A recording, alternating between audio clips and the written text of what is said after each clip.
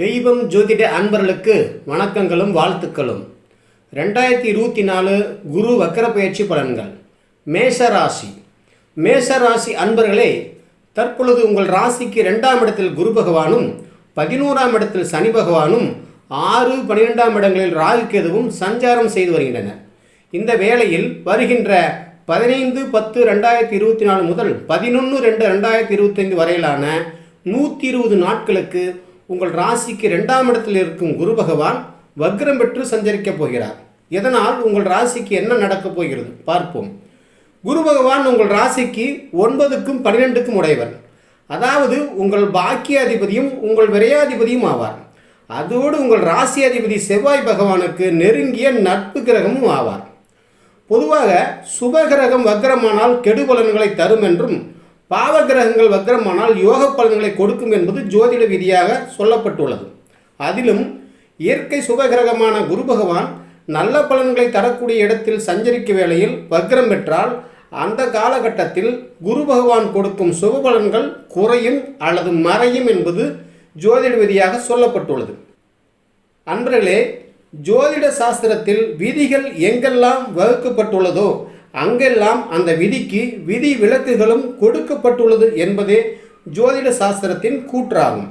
அந்த வகையில் 2ஆம் இட குரு பகவான் வக்ரம் பெற்றதால் கெடு பலன்களைத்தான் கொடுப்பார் என்பது விதியாகும். ஆனால் அதே சமயம் இது எல்லா ராசிகளுக்கும் பொருந்துமா என்றால் இல்லை.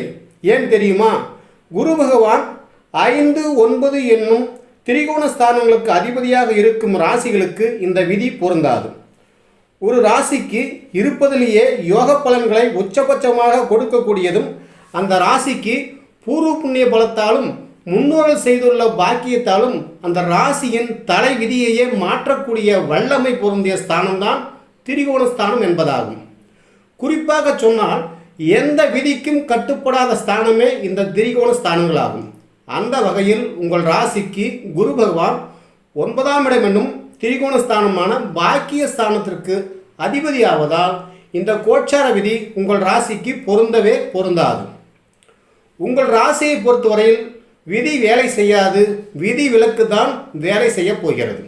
அதிலும் 15/10/2024 முதல் 1/12/2024 வரையிலான முதல் 48 நாட்களுக்கு குரு பகவான் உங்கள் ராசி அதிபதி செவ்வாய் பகவானுடைய நட்சத்திரமான மிருகசீட நட்சத்திரத்தில் தான் சஞ்சரிக்கப் போகிறார்.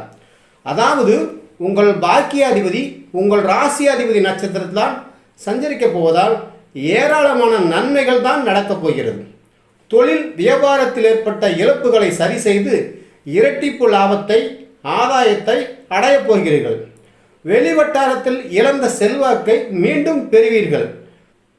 வீடு, நிலம், வண்டி வாகன வகையில் ஒரு சில மாற்றங்களை செய்யப் போகிறீர்கள். திருமணம், சீமந்தம், கிரகப்பிரவேசம் போன்ற சுப நிகழ்ச்சிகளால் வீடு களை கட்டப் போகிறது. விலகி சென்ற உறவினர்களும் நண்பர்களும் தங்களுடைய தவறை உணர்ந்து மீண்டும் வந்து இணைவார்கள். மருந்து மாத்திரையை விடுத்து நோய் குணமாகும், உடல் நலம் சீராகும். தாழ்வு மனப்பான்மை, தோல்வி மனப்பான்மையிலிருந்து விடுபடுவீர்கள். வேண்டியவர்கள் சேர்வதும் வேண்டாதவர்கள் விலகுவதும் நடக்கும். கடன்கள் கட்டுக்குள் வரும். பெரிய பதவிகளுக்கு தேர்ந்தெடுக்கப்படுவீர்கள். உங்கள் கல்வி தகுதிக்கேற்ப நல்ல வேலை கிடைக்கும். அரசு சம்பந்தப்பட்ட காரியங்கள் விரைந்து முடியும். அரசாங்க அனுகூலமும் ஆதாயமும் கிடைக்கும். செய்து வரும் தொழில் வியாபாரத்திலோ அல்லது புதிதாக தொழில் வியாபாரத்தை தொடங்கியோ புதிய முதலீடுகள் செய்து வியாபாரத்தை தொழிலை விரிவுபடுத்தும் சந்தர்ப்பம் தேடி வரும்.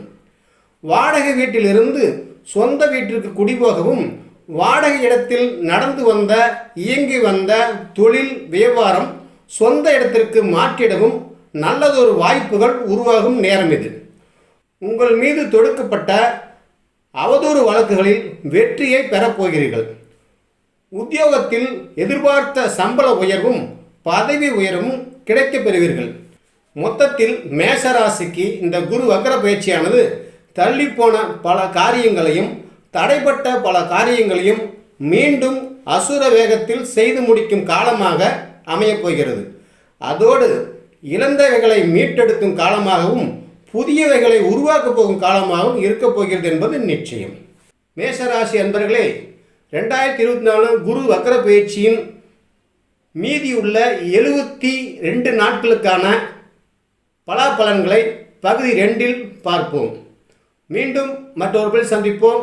நன்றி, வணக்கம்.